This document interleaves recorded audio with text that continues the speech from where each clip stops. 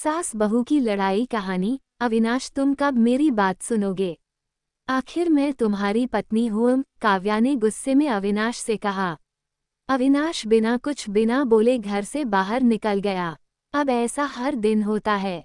काव्या अपनी सास सुलोचना जी की बहुत इज्जत करती थी, लेकिन सुलोचना जी हमेशा उसे नीचा दिखाने की कोशिश में लगी रहती थीं। आज भी वही काव्या ने सुबह जल्दी उठकर नाश्ता बनाया।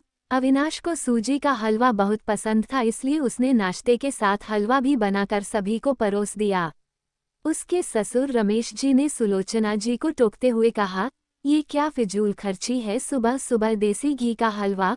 सुलोचना जी ने काव्या को डांटते हुए पूछा, क्यों बहू, ये देसी घी क्या तेरे मायके से आया है? मान जी, वो इन्हें हलवा बहुत पसंद है इसलिए थोड़ा सा बनाया है। ये कहकर काव्या अविनाश की तरफ देख रही थी, शायद वो कुछ बोले। तभी सुलोचना जी ने कहा, मैं सब जानती हूँ, मेरे बेटे का बहाना करके खुद खाने का मन होगा। अविनाश चुपचाप नाश्ता करते रहे। काव्या की आंखों से आंसू छलक गए। इससे ज्यादा बुरा तब लगा जब अविनाश बिना हलवा खाए ही ऑफिस के लिए चल दिए। काव्या घर का काम समेटने में लग गई। इधर सुलोचना जी बाहर ड्राइंग रूम में बैठकर बड़बड़ाती रहीं। काम करके काव्या अपने कमरे में जाकर रोने लगी। कितने नाजों से पाला था उसे उसके पापा ने। उसे आज भी याद है, एक बार उसने गाजर के हलवा बनाने के लिए कहा था, लेकिन मोह ने सूजी का हलवा बना दिया था। पापा को जब ये पता लगा तो वे तुरंत बाजार गए, वहां से ढेर सारा गाजर का हलवा लाए थे और उस दिन बिना कहे 2-3 दिन में गाजर का हलवा बनने लगा। आज उसे सूजी के हलवे के लिए कितनी बातें सुनाई जा रही हैं। उसे गुस्सा सास ससुर पर नहीं, अविनाश पर था, जो कि कुछ नहीं बोल पाए।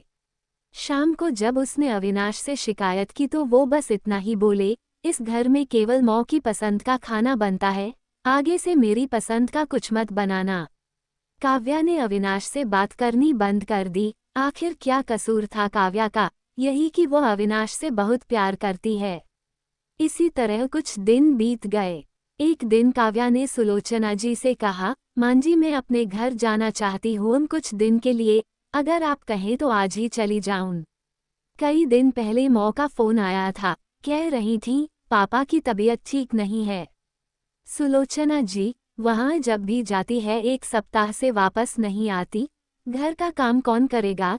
तेरे ससुर और मेरा बेटा शाम को थक हार कर घर आएंगे, यहाँ उन्हें खाना भी नसीब नहीं होगा। मुझे तो चक्कर आ रहे हैं।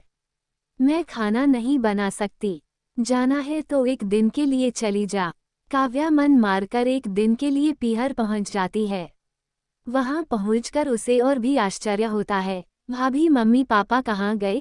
काव्या ने घबरा कर पूछा। उन दोनों का घर में मन कहाँ लगता है? तीर्थ पर गए हैं, न जाने कब आएंगे। वैसे तुम कितने दिनों के लिए आए हो? क्योंकि मुझे भी अपने पीहर जाना है। संगीता भाभी का ये व्यवहार देखकर काव्या चौंक गई। क्या ये वही भाभी हैं जो उनसे बहुत स्नेह जताती थी? काव्या सोफे पर बैठी सोच रही थी। अच्छा, वो जो भैया ने मकान के पेपर साइन करा लिए थे, मैंने अपना हिस्सा छोड़ दिया था, शायद उसी साइन के लिए मेरे से प्यार जताया जा रहा था। काव्या उठकर खड़ी हो गई। भाभी, मुझे कुछ काम याद आ गया, मैं फिर आऊंगी, कहकर वह तेजी से घर से बाहर निकल गई। पीछे से गेट बंद होने की आवाज से वह समझ गई कि उसके जाने से भाभी को कोई खास फर्क नहीं पड़ा। भारी कदमों से चलते हुए वह मंदिर पहुंच गई, क्योंकि शाम से पहले यदि ससुराल जाती तो सुलोचना जी उससे कई सवाल करती। मंदिर में जाकर उसने भगवान के दर्शन किए, बस ना कुछ मांगा ना कुछ बोला। भगवान के चरणों में शीश नवाकर वह बाहर आकर बैठ गई। तभी सामने के पेड़ के नीचे उसे अपने माता पिता बैठे दिखाई दिए। काव्या भागकर उनके पास पहुंची। काव्या को देखकर उसकी माँ रोने लगी। बेटी, तू यहाँ कैसे? पापा ने पूछा। वो छोड़िए, ये बताइए आप यहाँ कैसे? आप तो तीर्थ यात्रा पर गए थे। काव्या के सब्र का बांध टूट गया, उसकी आंखों से आंसू बह रहे थे। बेटी, तेरी भाभी ने तुझसे झूठ बोला है। बिजनेस में पैसा लगाने के लिए तेरे भैया ने मकान अपने नाम करा लिया, मकान के कागज गिरवी रखकर साहूकार से कर्ज ले लिया। उसके बाद हम बोझ बन गए, हमें घर से निकाल दिया। पापा, अब क्या होगा? काव्या ने रोते हुए पूछा। बेटी, तू चिंता मत कर, हम कहीं वृद्धा आश्रम में चले जाएंगे। तू अपनी ससुराल जा, वहां किसी को ये बात मत बताना। अपने माँ बाप को इस हाल में देखकर वह उन्हें अपने साथ ले जाना चाहती थी, लेकिन जहाँ उसकी कद्र नहीं है वहाँ माँ बाप की क्या इज्जत होती। भारी मन से काव्या ससुराल की ओर चल दी। आज उसे अपने लड़की होने पर अफसोस हो रहा है। काश वो अपने माता पिता के लिए कुछ कर पाती। घर आकर उसने बहुत मुश्किल से घर का काम निपटाया। उसके बाद अपने कमरे में जाकर गुमसुम बैठ गई। उसकी आंखों से आंसू बह रहे थे। अविनाश अपने ऑफिस के काम में लगे हुए थे। जब वे सोने आए तो काव्या से पूछ बैठे, क्या बात है, आज फिर माँ की कोई बात बुरी लग गई जो आंसू बह रही हूँ। काव्या अपने को रोक नहीं पाई और उसने रो रो कर सारी बात अविनाश को बता दी।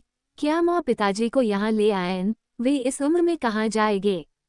अविनाश ने कोई जवाब नहीं दिया और करवट लेकर सो गए। इस बात से काव्या को बहुत गुस्सा आया। आज से मैं भी इनके माँ बाप की सेवा नहीं करूंगी, देखती हूँ कौन इनकी सेवा करेगा। रोते रोते काव्या सो गई। 2-3 दिन बीत जाने पर उसकी चिंता बढ़ती जा रही थी। एक दिन वो सब्जी लेने के बहाने उसी मंदिर में पहुंची, लेकिन उसके माता पिता वहां नहीं थे। पंडित जी, यहाँ मेरे माता पिता उस पेड़ के नीचे बैठे थे, कई दिन से उनका कुछ पता है? तुम्हारा नाम काव्या है क्या? पंडित जी के मुंह से अपना सुनकर काव्या ने पूछा, जी हो, लेकिन आपको कैसे पता? तुम्हारे माता पिता ने ये पता दिया था और कहा था वे अब यहाँ रहते हैं। काव्या ने पता देखा, वह यहाँ से कुछ दूर का था। काव्या ने मंदिर के बाहर निकलकर ऑटो रिक्शा किया और उस पते पर पहुँच गई। दरवाजा खटखटाया तो एक लड़की निकल कर आई। यहाँ का पता मुझे पंडित जी ने दिया है। काव्या बोली, आप काव्या दीदी हो, अंदर आ जाओ। काव्या को कुछ समझ नहीं आया। वो अंदर गई तो देखा उसके माता पिता सोफे पर बैठे थे।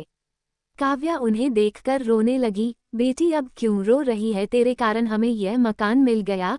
काव्या आश्चर्य से उनका चेहरा देखने लगी। लेकिन माँ, आप यहाँ कैसे और ये लड़की कौन है? तब उसकी माँ ने कहा, बेटी तुझे याद है तेरी शादी के बाद तेरी सास ने 40 लाख की डिमांड की थी। दामाद जी को बिजनेस खोलना था, इसलिए तेरे पिता ने उनकी डिमांड पूरी कर दी थी जिससे कि तू सुखी रहे। जब तू हमसे मिलकर गई उसके अगले दिन दामाद जी आए।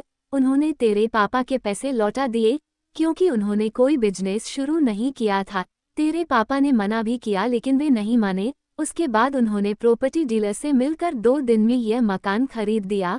7-5 लाख रुपए बच गए। इससे उन्होंने ये लड़की नौकरी पर रखवा दी जो हमारी केयर करेगी। लेकिन माँ, उन्होंने मुझे तो कुछ नहीं बताया। काव्या की आंखों से आंसू बह रहे थे। वह रोते हुए वहां से अपने घर आ गई।